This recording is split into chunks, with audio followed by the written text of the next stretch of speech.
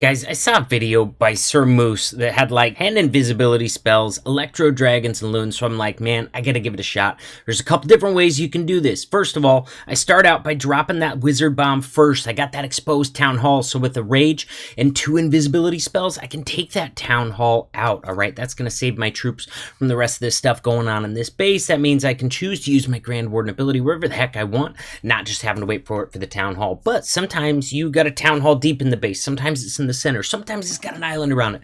So I'm going to show you a different way to do this as well. And I got to tell you, man, I was pretty surprised by this army, man. I'll let the results speak for themselves, but this first attack, this was literally my first attempt in using this army. And at this point, I'm praying that these E-Dragons stay moving into the core and don't jet off to this side over here.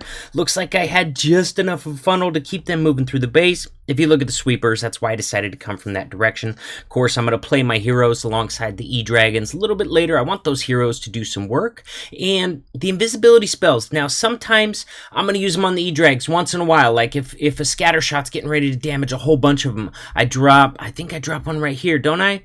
No, not going to drop one right there. That would have been a good spot for it because it's sitting there damaging so many E-Drags at once. But look at all these invisibility spells. These are going to come in really handy with the Royal Champion on the backside. Sure enough, I eventually did drop one right there to keep these E-Drags alive, make sure they could get that scatter shot down. Now they're going to be moving towards the Eagle, which is also going to be extremely helpful. Royal Champion is working on that left-hand side.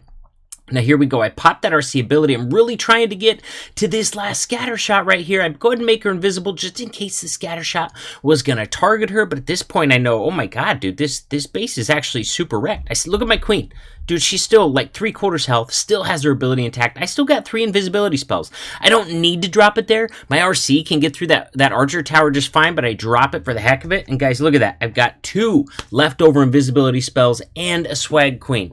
First ever attempt at this attack. All right, guys, next example. We got a pretty tightly packed base, so it should be good for E-Dragons, but it's got that Town Hall in the core. It's got 3 single target Infernos. Those could be big time trouble for my Electro Drags and for my Royal Champion. So what I do is I start an E-Drag with a Loon out in front of them on each of the corners just to try and get that funnel established. Now I'm pushing the main group of E-Dragons in towards this core. Now we're going to be using that blimp, going in there, and I'm not seeing quite enough to justify that Grand Warden ability just yet. So I'm going to rage, and I'm going to pop that invisibility spell so those super wizards are raged up in there, able to look at that.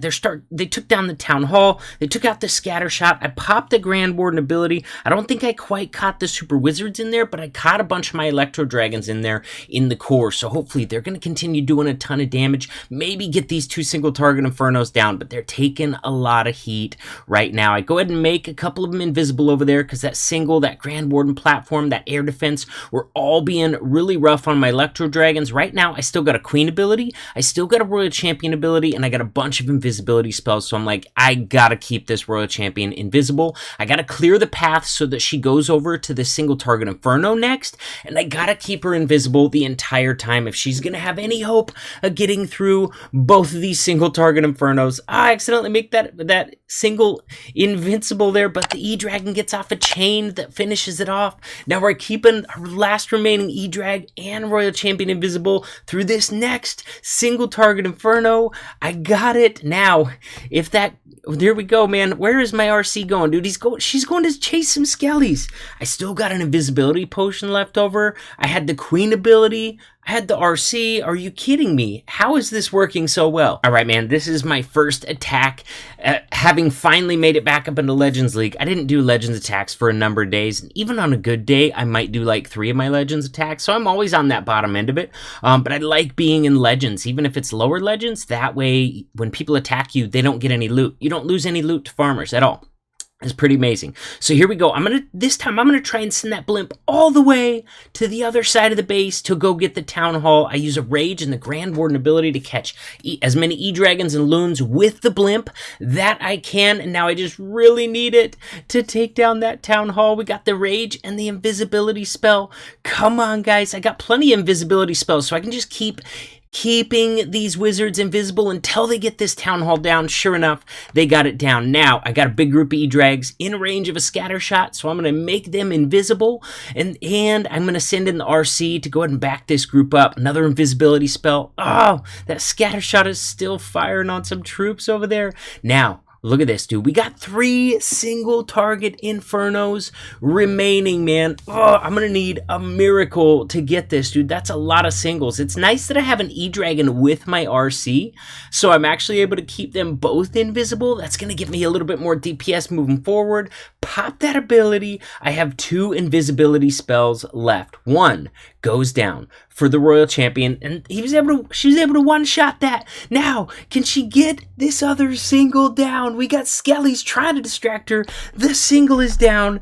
Are you kidding me? Now, Royal Champion goes down at this point, but I still had like a minute left for cleanup. My King and my 1 remaining E-Dragon were just enough to cinch up the triple. Now, I don't want to give you guys the idea that I never failed with this attack while I was using it, because that would not be true. I did. All right. On this one, right here, let's see, man. First of all, I probably didn't make great choices. My thought was I could get the wizard blimp down here to take out these 2 ADs and create kind of a funnel for my E-Dragons into the core. And then as far as this scatter shot over here, I wanted to drop my heroes down over here so they would A, tank it, and B, take it out. The queen could reach over the edge, get it taken out. Sure enough, I do get those air defenses down. We got a nice little funnel established into the core. So I don't know, maybe not too bad of a call. Now we do have a baby dragon out here that I'm going to have to deal with. So I'm trying to figure out what to drop. I didn't leave myself really any funneling troops in this, so I really just have to deal with it with an E-Dragon.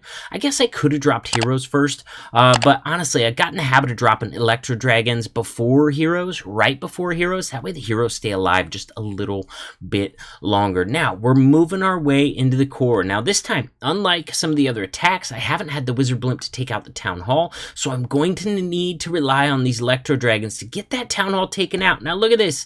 I lose a bunch to the left. My Warden is not covering all of them.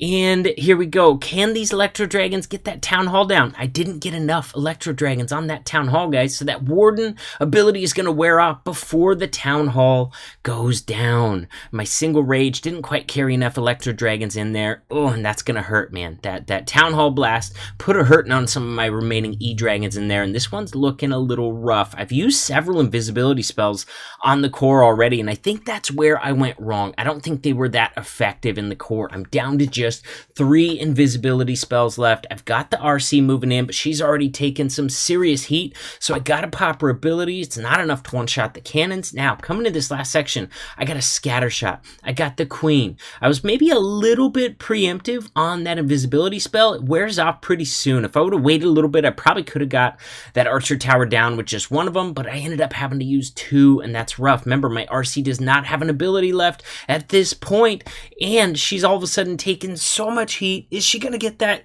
No, she's not going to get the scatter shot down.